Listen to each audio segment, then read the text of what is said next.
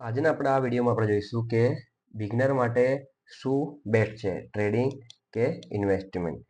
તો ચલો વિડીયોની અંદર એક મોટી ભૂલ આપણે જે બિગનર માટે હોય છે કે ટ્રેડિંગ કરવું કે ઇન્વેસ્ટમેન્ટ કરવું એના માટે ક્લિયર કરીએ કે શું બેસ્ટ વસ્તુ છે. તો વિડીયોમાં બને રહેજો, વિડીયોની અંદર એન્ડ સુધી જોજો. વિડીયોને સ્ટાર્ટ કરું છું. જય માતાજી બધાને. મારા વિડીયોમાં ચેનલ પર નયા હોય તો ચેનલને સબસ્ક્રાઇબ કરી લેજો. વિડીયો સારો લાગે તો લાઈક કરી દેજો. કમેન્ટની અંદર જણાવજો તમારે નેક્સ્ટ ટોપિક શેની પર જોઈએ છે અને તમારા ફ્રેન્ડ સાથે શેર કરી દો.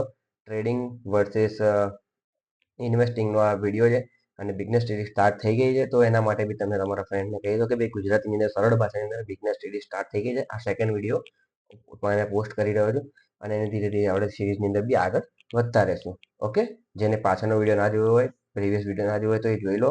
તો સ્ટોક માર્કેટ શું છે એના માટે આપણે એનું બેઝિક ઓવરવ્યૂ આપણે આપેલું છે, એકવાર ચેક કરી લેજો અને ચેનલને સબસ્ક્રાઇબ કરવાનું ભૂલતા નહીં. ચલો વિડીયો સ્ટાર્ટ કરીએ. તો આજનો આપણો પહેલો ટોપિક રહેશે કે ટ્રેડિંગ. ટ્રેડિંગની અંદર આપણે શું કરવું છે, ટ્રેડિંગ શું છે? તો ટ્રેડિંગ એક લોંગ ટર્મ ઇન્વેસ્ટમેન્ટ છે. સમજો, ટ્રેડિંગ એક લોંગ ટર્મ ઇન્વેસ્ટમેન્ટ છે. કેમ કે ભાઈ ટ્રેડિંગની અંદર મેક્સિમમ ઓછામાં ઓછું તમારે 5 વર્ષથી વધારે તમારે ટ્રેડને હોલ્ડ કરવાનો હોય છે. તમે જે બી ટ્રેડની અંદર સ્ટોકની અંદર તમે ઇન્વેસ્ટમેન્ટ કરો છો તો ઓછામાં ઓછા 5 વર્ષથી વધારે તમારે એની અંદર ઇન્વેસ્ટમેન્ટ રાખવું પડે છે. ત્યારે જ તમારું સ્ટોક માર્કેટની જર્ની સ્ટાર્ટ થાય છે. એના વગર તમારી સ્ટોક માર્કેટની જર્ની કશું નથી. તમે 1-2 વર્ષમાં કાઢી નાખો, તમને કોઈ આઉટપુટ જોવા મળે નહીં.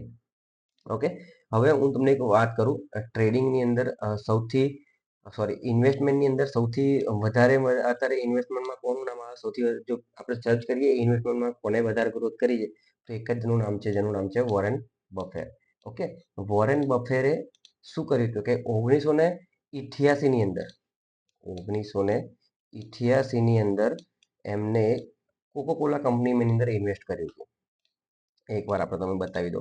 જો આ કોકોકોલાનો ચાર્ટ છે, બરાબર છે. આ કોકોકોલાનો ચાર્ટ છે. 1988માં એમને ઇન્વેસ્ટ કર્યું હતું આ કંપનીમાં. 1988માં 1.2 બિલિયન અપ્રોક્સ એની અમાઉન્ટ થાય છે. 1.2 બિલિયન આ તમે જુઓ, અપ્રોક્સ એની અમાઉન્ટ થાય છે 130 કરોડ રૂપિયા ઇન્વેસ્ટ કર્યા હતા. કેટલા? 130 CR આટલા તેમને ઇન્વેસ્ટ કર્યા હતા ખાલી આની અંદર. જ્યારે કોકોકોલાનો એકદમ ચીપેસ્ટ ભાવ ચાલતો હતો, જ્યારે કોકોકોલા એક લોઅર લેવલ પર હતી, એનો ભાવ એકદમ ડાઉન હતો, ત્યારે વોરેન બફેરે આની અંદર ઇન્વેસ્ટ કર્યું હતું અને એનો ભાવ જોવો, ધીરે ધીરે એનો ગ્રોથ, એનો ચાર્ટ જોવો. અત્યારે 2026 સુધીનો એનો ચાર્ટ જોવો અત્યારે. તો એક લોંગ ટર્મ માટે એમને વેઇટ કર્યો. આજે 1988 પછી એમનો આજનો અત્યારે તમે અહીં એક્ઝિટ કર્યું હોય, કંઈ પણ કર્યું હશે સમજો, પણ એમની વેલ્યુએશન કેટલી હશે? જ્યારે 130 કરોડ રૂપિયા એમને 1988માં જ્યારે ઇન્વેસ્ટ કર્યા હતા તો એની આજની વેલ્યુએશન છે 25 થી 28ની આસપાસ. એટલે કે હું ડોલર વાત નથી કરતો, $25 જ, પણ બિલિયન. જ્યારે 1.2 બિલિયન યા 3 બિલિયન એ કરે છે તો આજે 25 થી 28 બિલિયન ડોલર એમનું વેલ્યુ બોલે છે એના શેરની. તો એની અપ્રોક્સ અમાઉન્ટ કેટલી થઈ જાય ખબર છે? ઇન્ડિયન રૂપીસમાં 2800 કરોડ. કેટલી? 2800 CR. તો 2800 CR જ્યારે 130 કરોડ રૂપિયા એમને ત્યાં નાખ્યા ત્યારે કોઈને ખબર નથી કે આ અમાઉન્ટ આટલી થશે. અને એમને બી ઇન્વેસ્ટમેન્ટ કર્યું હતું, ના કે એમને ટ્રેડિંગ કર્યું હતું. સમજો, તો ઇન્વેસ્ટમેન્ટની અંદર બી આટલી બધી ગ્રોથ પોસિબલ છે, પણ વેઇટ કરવો પડે. જો તમે વેઇટ નહીં કરો ને તો તમને કશું મતલબ નથી. ઇન્વેસ્ટમેન્ટ એવું નથી કે ભાઈ આજે કર્યું ને 5 મહિના કે 6 મહિના, વર્ષ પછી 2 વર્ષ પછી તમે તેવડ હોય 5-10 વર્ષ રાખવાની, 10 વર્ષ રાખવાની, તો જ ઇન્વેસ્ટમેન્ટ કરવાનું કે નહીં કરવાનું. એની અંદર તમારે પેશન્સ જોઈએ, રાહ જોવી પડે. લોંગ ટર્મની અંદર પૈસો સારો એવો બનશે. ઓકે, હવે આપણે વાત કરી લઈએ ટ્રેડિંગ. ટ્રેડિંગમાં શું છે? તો ટ્રેડિંગ એક શોર્ટ ટર્મ ટ્રેડિંગ છે કે તમે આપણે પ્રીવિયસ વિડીયોની અંદર વાત કરી હતી સ્ટોક માર્કેટ સુધીની અંદર કે ભાઈ ટ્રેડિંગની અંદર તમે બાય એન્ડ સેલ તમે કરી શકો છો. સમજો કે તમે આ જગ્યાએ 10 વાગે બાય કર્યું અને તમે થોડી વાર એને થોડુંક ઉપર ગયું અને અહીં આગળ 2 વાગ્યાની આસપાસ તમને એ ભાવ તમને અહીં આગળ 100 રૂપિયામાં તમે લીધો હતો અને તે આગળ તમે 115 રૂપિયાનો તમારો જે ગાળો રહ્યો એ તમારો પ્રોફિટ. પણ આ શું થઈ ગયું? ટ્રેડિંગ થઈ ગયું. તમે આજે ને આજે તમે બાય અને સેલ બી કરી દીધું છે, બરોબર છે. તો ટ્રેડિંગ એક એ જ છે. ટ્રેડિંગની અંદર તમને એક બીજું એક એક્ઝામ્પલ, ટ્રેડિંગની અંદર બહુ સારું એવું નામ છે, જેસી લેવમરે નામ છે એમનું, જે વર્લ્ડની અંદર બેસ્ટ સેલર હતા, જેમને સક્સેસફુલ ટ્રેડર નામથી ઓળખવામાં આવતા હતા. તમે 2 મિનિટ તમને એનો બી એક ફોટો બતાવી દો. હા, આ જેસી લેવમરે એમ વર્લ્ડની અંદર બેસ્ટ નામ હતું એમનું, વર્લ્ડના બિગેસ્ટ ટ્રેડર નામથી ઓળખાતા હતા. 1929ની અંદર એમને જ્યારે યુએસ માર્કેટ ક્રેશ થયું ને ત્યારે એમને ઓક્ટોબર 1929ની અંદર એમને આ યુએસ માર્કેટના જે ફોલિંગ આવ્યું એ એમને કેચ કર્યું હતું અને વન શોટની અંદર એમને $100 મિલિયન પ્રોફિટ કર્યું હતું. મતલબ કે 10 કરોડ રૂપિયા, 10 કરોડ રૂપિયા એમનું પ્રોફિટ હતું એ ટાઈમે 1929માં. 1929ની અંદર એમનું પ્રોફિટ હતું એટલું 10 કરોડ રૂપિયા. તો ટ્રેડિંગ બી કંઈ ખોટી વસ્તુ નથી, સમજો. પણ શીખી અને કરવા માટે શીખો અને પછી એને લર્નિંગ કર્યા પછી તમે કરશો ને તો એ બેસ્ટ વસ્તુ છે. હવે રહી વાત તમારી કે તમારા માટે શું બેટર છે, ટ્રેડિંગ કરવું યા તો ઇન્વેસ્ટમેન્ટ કરવું, બરાબર છે. મેં તમને વાત કરી એ રીતે કે ભાઈ ઇન્વેસ્ટમેન્ટ એક લોંગ ટર્મ માટે છે. લોંગ ટર્મની અંદર તમે પૈસો રાખશો તો જ ઇન્વેસ્ટમેન્ટ થશે. હવે બિગિનર શું કરે છે? બિગિનર એક એવા સ્ટોકને પિક કરે છે જ્યારે એમનું ઇન્વેસ્ટમેન્ટ સ્ટાર્ટ કરે છે ત્યારે એક એવા સ્ટોકને પિક કરે છે કે જે સ્ટોકની કોઈ મતલબ કશું એનાલિસિસ કંઈ નહીં કરવાનું. માર્કેટની અંદર એ સ્ટોકની અંદર નામ આવી ગયું, XYZ નામ છે સ્ટોકનું, એમાં તમે ઇન્વેસ્ટમેન્ટ કરી દીધું, થોડા સમય પછી એ માર્કેટનો ગ્રાફ આ રીતે નીચે, અને શું થયું? તમે એટ ધી એન્ડ 10%, 20%, તમે એ રીતે તમે લોસની અંદર આવી જશો. હવે 10-20% લોસમાં આવી ગયા, તમે સમજો કે 2-3 વર્ષ તમે વેટ બી કર્યો અને તમે લોસ હતું તમારું થઈ ગયું 30%ની આસપાસ, તો તમે શું કરશો? પછી એને એક્સિટ, લોસ બુક કરીને તમે નીકળી જશો અને તમે એ ટાઈમે તમે શું કરો કે આ સ્ટોક માર્કેટ ગંદી વસ્તુ છે, એમાં ઇન્વેસ્ટમેન્ટ બી નથી કરાતું. પણ રાઈટ સ્ટોક તમે જે ચૂઝ કર્યો હોત, એના ફંડામેન્ટલ છે, એનું એનાલિસિસ છે, બધું ચેક કર્યું હોય, સ્ટોકનું સમરી છે, બધું થોડું ઘણું તમારે રિસર્ચ કરવી પડે સ્ટોકની પાછળ, પછી તમે ઇન્વેસ્ટ કર્યું હોય. સ્ટોક સિલેક્શન બહુ મેટર, ઇન્વેસ્ટમેન્ટ કરો તો સ્ટોક સિલેક્શન બહુ મેટર કરે છે એની અંદર, ત્યારે તમે જઈને એની અંદર ઇન્વેસ્ટ કરી શકો છો. હવે આપણે વાત કરીએ ટ્રેડિંગ. મુદ્દા યાદ રાખજો, ખબર ના પડે તો મને બીજી વાર પૂછી લેજો કમેન્ટની અંદર. પણ હું જે મુદ્દા તમને કહું છું કે ભાઈ ટ્રેડિંગ અને ઇન્વેસ્ટમેન્ટની અંદર શું શું પ્રોબ્લેમ છે, બરોબર છે, કે શું શું ફાયદા બી છે અને શું પ્રોબ્લેમ બી છે, તો તમને આ વસ્તુ તમને ખબર પડશે. હવે આપણે ટ્રેડિંગની વાત કરીએ તો ટ્રેડિંગની અંદર મેં તમને જે વાત કરી હતી કે ભાઈ જે વર્લ્ડના બિગેસ્ટ ટ્રેડર હતા, બહુ મોટા ટ્રેડર હતા, જે શોર્ટ સેલિંગ કરતા હતા, જેસી લેવમોરે, એમને 1940ની અંદર પોતાની જાતને ગનથી શૂટ કરી નાખી દીધું, મતલબ સુસાઇડ કરી લીધું એમને. સુસાઇડ કરવાનું રીઝન શું હતું?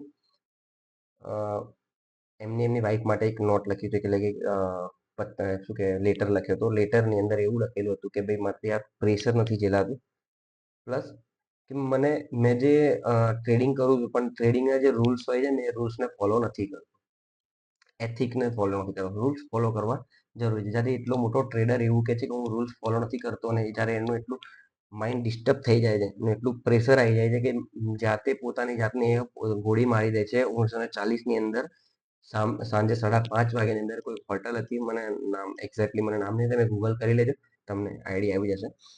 ત્યારે એ પોતાની જાતને શૂટ કરી લે છે અને મરી જાય છે. એનું રીઝન શું? એક જ વસ્તુ કે ભાઈ મેં ટ્રેડિંગના રૂલ્સ જે હતા એ મેં ફોલો નથી કર્યા, ધેટ્સ ઇટ. રૂલ્સ ફોલો નથી કર્યા એટલે કે ટ્રેડિંગના જે આપણે સમજો કે ભાઈ રૂલ્સનું ડિસિપ્લિનમાં કામ કરવું, પેશન્સ રહીને કામ કરવું, કોઈ બીજી વાત, એ બધા રૂલ્સ છે, બધા ટ્રેડિંગના રૂલ્સ તમે જોઈ લેજો.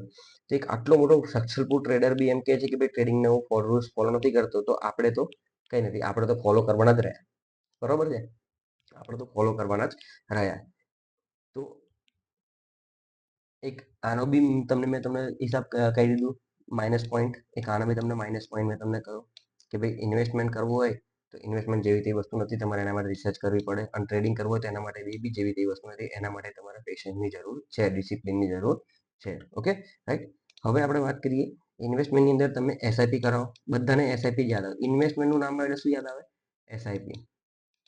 એસઆઈપીનું નામ યાદ આવશે બધાને કે ભાઈ આપણે એસઆઈપી કરીએ. પણ એસઆઈપી કરવા માટે બી તમારે સ્ટોક જોઈશે, બરાબર છે. ચલો તમે માની લો તમે થર્ડ પાર્ટી તમે કોઈક પાર્ટીની જોડે વાત કરીને તમે સ્ટોક એસઆઈપી ચાલુ કરાવી દીધી, સ્ટાર્ટ કરાવી દીધી, તમને એનાલિસિસ બી એને કરી આપ્યું, બધું કરી આપ્યું. પણ ઘણા લોકો શું કરશે ખબર તમને, કે 2 વર્ષ, 3 વર્ષ, 4 વર્ષ, બસ મેક્સિમમ વધારે તો રિપોર્ટ પ્રમાણે તો એવું છે કે લોકો 1 વર્ષની અંદર અંદર જ 1 વર્ષની અંદર અંદર લોકો એસઆઈપી બંધ કરાવી દે, એસઆઈપી બી નથી ચલાવતા. અને સેબીનો રિપોર્ટ છે, સેબી એવું કહે છે કે 3%, કેટલા 3%થી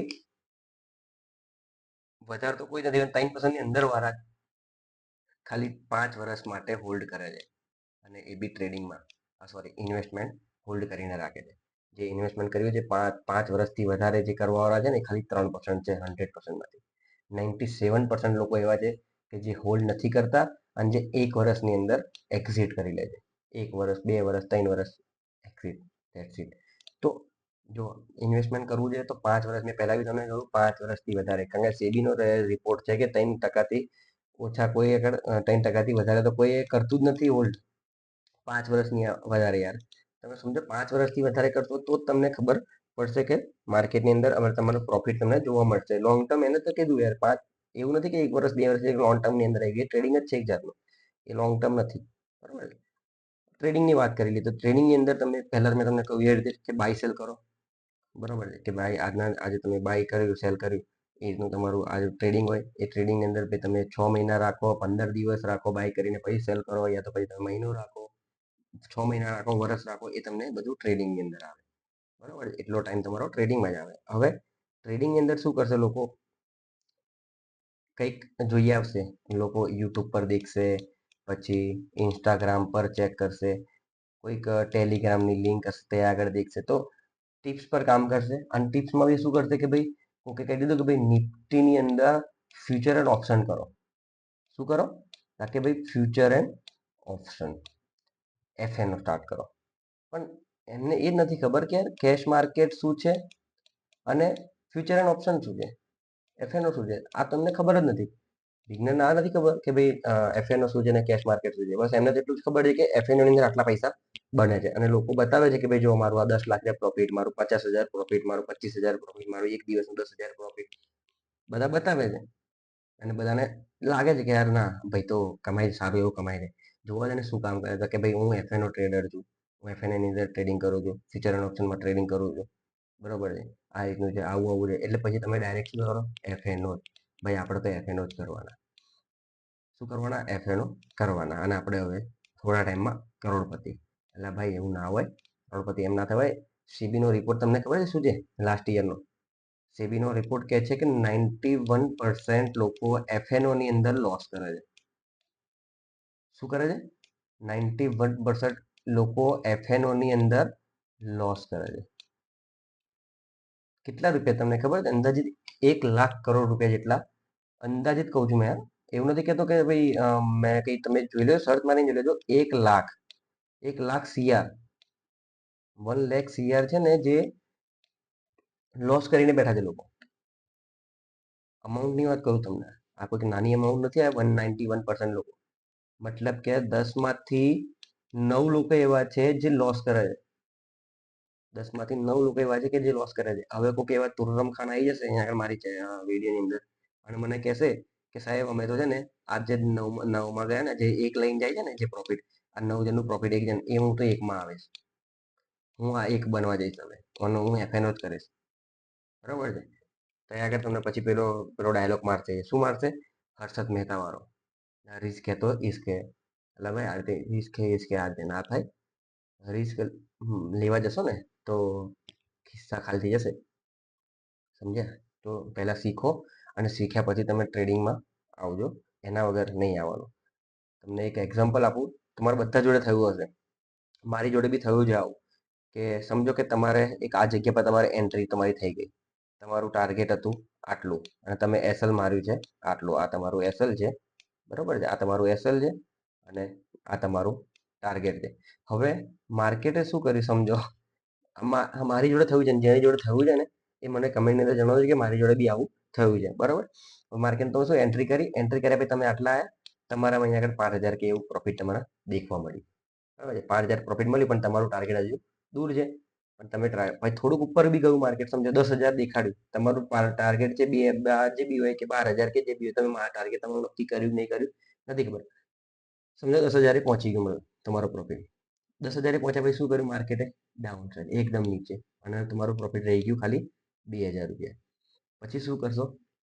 બસ હવે ભગવાન ખાલી થોડુંક ઉપર જતું રહે ને, ખાલી 5,000 આવી જાય ને, હું એક્સિટ કરી લઉં. પણ શું થશે પછી?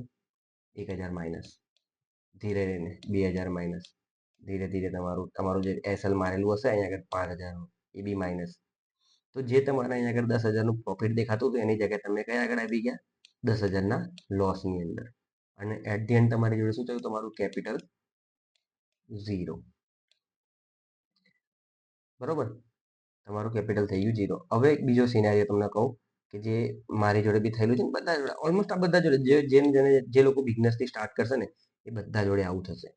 એ બધા જોડે આવું થશે. હવે સમજો માર્કેટની અંદર તમે એન્ટ્રી કરી લીધી, અહીંયા આગળ માર્કેટ થોડુંક ઉપર ગયું, અહીંયા આગળ તમને 5,000 પ્રોફિટ દેખાડ્યું, થોડું નીચે આવ્યું, અને આ તમે વેટ પાછું ઉપર માટે વેટ કરો છો, પણ ના ગયું માર્કેટ, નીચે આવ્યું, નીચે આવ્યું, નીચે આવ્યું, અહીંયા આગળ 2,000નું લોસ તમને દેખાડવા મળ્યું માર્કેટ. 2,000 આવ્યું, 3,000 આવ્યું, પછી માર્કેટે શું કર્યું? પાછું રિવર્સ કર્યું. હવે તમે અહીંયા આગળ બુક નથી કર્યું, તમારું એસએલ બી નથી ગયું, તમે બુક બી નથી કર્યું. માર્કેટ શું કર્યું? પાછું રિવર્સ ગયું. રિવર્સ ગયા પછી પાછું માર્કેટ એ રીતે કરતું કરતું માર્કેટ, સમજો કે અહીંયા આગળ તમને 1,000 રૂપિયા જેવું લોસ, યા તો 2,000 રૂપિયા જેવું લોસ તમને દેખાડ્યું. તો જેવું 2,000 રૂપિયા લોસ આવ્યું, તમે અહીંયા આગળ બુક કરી લીધું. અહીંયા આગળ તમે એક્ઝિટ કરીને નીકળી ગયા. એટલે ભાઈ કેમ એક્ઝિટ કર્યું મને એમ કહો. તમે જ્યારે આ જગ્યા પર વેટ કર્યું હતું, તમે અહીંયા આગળ 5,000 રૂપિયા સ્ટોપ લોસ લેવા માટે તમે રેડી હતા, સમજો, તો તમે ટાર્ગેટનું વેટ કેમ ના કર્યું? તમે ટાર્ગેટનું તમારું વેટ કરવું જોઈએ ને, તમારા ટાર્ગેટ પ્રમાણે જ જતું હતું માર્કેટ. પછી બી માર્કેટ તમારા ટાર્ગેટ પ્રમાણે જ ગયું છે ઉપર, તમારી સાઈડ જ ગયું છે માર્કેટ. તો તમે પહેલા એક્ઝિટ કેમ કર્યું? કેમ? આ એક બિગનરની બહુ મોટી ખાસિયત છે. હું બી પહેલા આવું જ કરતો હતો. મને થોડુંક પ્રોફિટ દેખાય ને, 500, 1,000 રૂપિયા, 2,000 રૂપિયા, એટલે એક્ઝિટ નીકળી જાવ. પણ એની સામે હું વેટ કેટલો કરતો હતો? લોસમાં જરા મારો ટ્રેડ ચાલતો હતો, 500, 1,000 હું ના નીકળું, એક્ઝિટ ના કરું, ત્યારે હું 2,000, 3,000નું સ્ટેલેગનું હું દેખું, વેટ કરું છું કે મારું હવે રિવર્સ થશે, હવે રિવર્સ થશે. જ્યારે તમારું રિવર્સ થઈ ગયું છે યાર, તો પછી વેટ કરો ને થોડો. હું એવું નથી કહેતો ભાઈ તમે કોસ્ટ ટુ કોસ્ટ લઈ આવો તમારું એસએલ ને, પછી જો પાછું રિટર્ન થાય છે તો કોસ્ટ ટુ કોસ્ટ નીકળી જાવ ને, પણ એટલીસ્ટ વેટ તો કરો. કારણ ખબર તમારા સાઈડ જતું રહેશે માર્કેટ ને તમને એક બહુ મોટું પ્રોફિટ આપીને નીકળી જતો હતો. બરોબર છે. તો આવું ઘણા લોકો કરતા હોય છે જ્યારે સ્ટોક માર્કેટની અંદર નવા ટ્રેડિંગ કરવા સ્ટાર્ટ કરો ત્યારે. તો એકવાર એટલું ધ્યાન રાખજો, ટ્રેડિંગ સ્ટાર્ટ કરો છો તો થોડું ડિસિપ્લિનથી આવજો અને શીખીને આવજો. હું કોઈ રિકમેન્ડ નથી કરતો તમને કે તમે ભાઈ ઇન્વેસ્ટમેન્ટ કરો કે તમે ટ્રેડિંગ કરો. ના, હું તમને એક ખાલી ગાઈડલાઈન આપું છું કે તમારે શું કરવું જોઈએ. ટ્રેડિંગના બી ફાયદા છે અને ઇન્વેસ્ટમેન્ટના બી ફાયદા છે, પણ તમારે ડિસાઇડ કરવું છે કે તમારે શું કરવું છે. હવે ટ્રેડિંગની અંદર બી મેં તમને વાત કરી એ રીતે કે ભાઈ બે વસ્તુ આવે છે. એક તો એફએનઓ આવે છે, બરોબર છે, અને બીજું આવે છે કેશ માર્કેટ. તો આ કેશ માર્કેટ શું છે અને એફએનઓ શું છે? હવે બધાના મગજમાં એક ક્વેશ્ચન ઊભો થઈ ગયો કે ભાઈ ટ્રેડિંગની અંદર બે વસ્તુ હોય છે, ભાઈ તમારે એફએનઓ શું છે અને કેશ માર્કેટ શું છે? તો કેશ માર્કેટ અને એફએનઓ નો એક નવો વિડીયો આવનારો જે મારો નેક્સ્ટ વિડીયો છે એની પર જ હું તમને બનાવીને આપીશ કે એફએનઓ અને કેશ માર્કેટમાં તમારા માટે શું બેટર છે. અત્યારે તમે નક્કી કરી લેજો તમારામાંથી કે તમારે શું કરવું છે. ઇન્વેસ્ટમેન્ટ કરવું છે. ઇન્વેસ્ટમેન્ટ કરવું હશે તો તમારે સ્ટોકનું ફંડામેન્ટલ છે, એનું સમરી છે, એનું પ્રોફિટ એન્ડ લોસ છે, તમારે વર્ષનું પ્રોફિટ, 2 વર્ષનું પ્રોફિટ, 3 વર્ષનું પ્રોફિટ, કારણ કે તમે લોંગ ટર્મ માટે જાઓ છો તો તમારે આ બધું એનાલિસિસ કરવું પડશે, બરાબર છે. અધરવાઇઝ તમે જો એસઆઈપી કરાવો છો કોઈ જોડે, થર્ડ પાર્ટી જોડે, તો તમે એટલી યાદ રાખજો કે 5 વર્ષ, 10 વર્ષથી વધારે તમારે તાકાત હોય હોલ્ડ કરવાની, તો તમે ઇન્વેસ્ટમેન્ટ કરજો, બરાબર. અને તમારે ટ્રેડિંગ કરવું છે તો તમારે એના માટે સમજવું પડશે તમારે એફએનઓ માર્કેટ શું છે અને સ્ટોક કેશ માર્કેટ શું છે. તો આ બંનેનું કમ્બાઈન વિડીયો કે તમારા માટે શું બેટર છે, તમારે શું કરવાનું છે, તો એના માટે આપણે નેક્સ્ટ વિડીયોની અંદર જોઈશું કે તમારે એફએનઓ કરવું છે યા કેશ માર્કેટની અંદર જવું છે. તો વિડીયો સારો લાગ્યો હોય તો લાઈક કરી દેજો, કમેન્ટની અંદર જણાવજો તમારે શું સ્ટાર્ટ કરવું છે અને તમારે અત્યારે ટ્રેડિંગ કરવું છે કે ઇન્વેસ્ટમેન્ટ, અને ટ્રેડિંગની અંદર તમને એફએનઓ અને કેશ માર્કેટમાં શેમાં જવું છે. હું નેક્સ્ટ વિડીયો તમને એફએનઓ અને કેશ માર્કેટનો બી લઈને આવવાનો છું. સાથે સાથે બિઝનેસ ટ્રેડિંગ સ્ટાર્ટ થઈ ગઈ છે, બીજો વિડીયો બી આવી ગયો છે, તો તમારા ફ્રેન્ડ સાથે શેર કરી દો વિડીયોને. અને જો ચેનલ પર નવા હોય તો પ્લીઝ સબસ્ક્રાઇબ કરી લેજો. સબસ્ક્રાઇબ નથી કરતા ઘણા લોકો, ખાલી વિડીયો જોઈને જતા રહે છે. તમે સબસ્ક્રાઇબ કરશો તો મને મોટિવેશન મળશે કે તમે હા મારો વિડીયો જુઓ છો અને તમે સબસ્ક્રાઇબ કરીને જાઓ છો, તમને વિડીયો ગમે છે, બરોબર છે. મળીએ એક બીજા વિડીયોની અંદર. ત્યાં સુધી તમે લર્નિંગ પર ફોકસ કરો અને શીખવાનો ટ્રાય કરો, જેટલું બને એટલું માર્કેટ શીખવાનો ટ્રાય કરો. ડાયરેક્ટ માર્કેટની અંદર ઘૂસવાનો ટ્રાય ના કરશો. ચલો, જય માતાજી.